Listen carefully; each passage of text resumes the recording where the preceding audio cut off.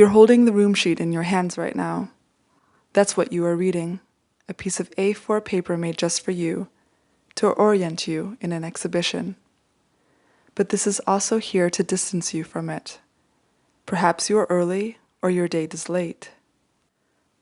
You can inform yourself with this page, or you can fend off the awkward half-engaged glances of other visitors. Perhaps you know them, but you can't remember where you last met them. Or you've forgotten their names and need to buy a little time. This sheet is for you. It is also for you if you need to orient yourself in the exhibition. If you wish to find a way amongst the works, the room sheet is for you, no more and no less than if you are at the opening to see friends.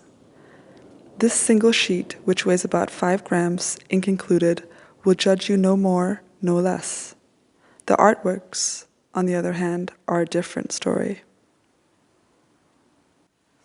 The work that you see on the right of the entrance is a silver point by Rasmus Myrup, on heavy stalk. There is a female Neanderthal, triumphant, urinating, her position in the language of heraldry, which runs like a secret thread through the show, would be Dexter rampant. There is a yellow cast to the background. Is it a new dawn or a sunset? Rasmus's works are heavy with ambiguities. They displace us into an imagined human prehistory, one that slips the knot of the caveman family image of prehistory, the Flintstones as nuclear family in their suburban cave. It's difficult to remember that the Flintstones were themselves progressives once, an attempt to present troglodytes, the ultimate other, as not just out to club you and drag you back to the cave, but just like us. Except that then, we were the ones who changed. Note the switch from Silver Point to Pierre Noir and Sanguine in Rasmus's series along the wall now behind you. The lovingly studied musculature could also be a disegno, a preparation for a Renaissance painting. But these are no academic studies of idealized beauty, of the harmony of sensuality and morality before the fall. Look at the careful rendering of the hair. The fur afforded as much attention as the flesh. Pierre Noir and hair, all that is left of the animal after a hunt. This is about the irreconcilable strangeness of our own appetites. We are all cavemen right now, in our caves with our flickering memes. That's why you are reading this room sheet, because the other people in the cave are making you nervous. If Rasmus is communicating with us via a distant past, Marlene McCarty is a visitor from a potential future. She uses drawing as a tool for meditative, speculative thinking like few other artists. Her drawings show a future that has mutated, swapped genes, and reincorporated the ruins of the past out of an implacable will to go on. Wilding Vibe, for example, perhaps shows an abstract work, but it has become a trellis to a weed.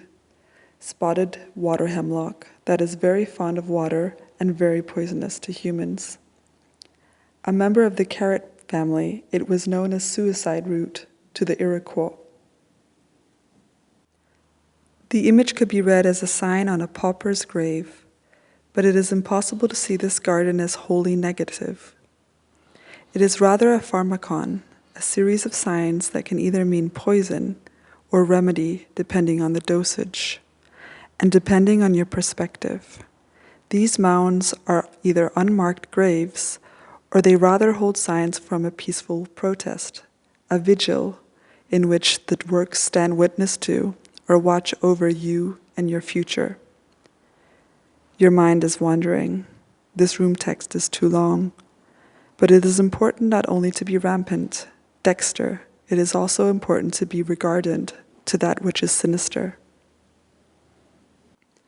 And all this definitely is. Take the central work with the title both dry and uninformative, Group 3, Tanjung, Puting, Borneo, 1971.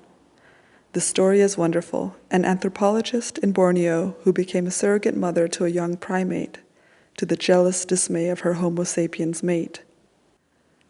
But what we see goes beyond the overt story to become an allegory. What we see is a kind of queen, with her orangutan consorts, guardant left and right, with scepters of authority in her hands, and her offspring at her breast. Imperial ornamentation, even in the Victorian era, was not simply about order.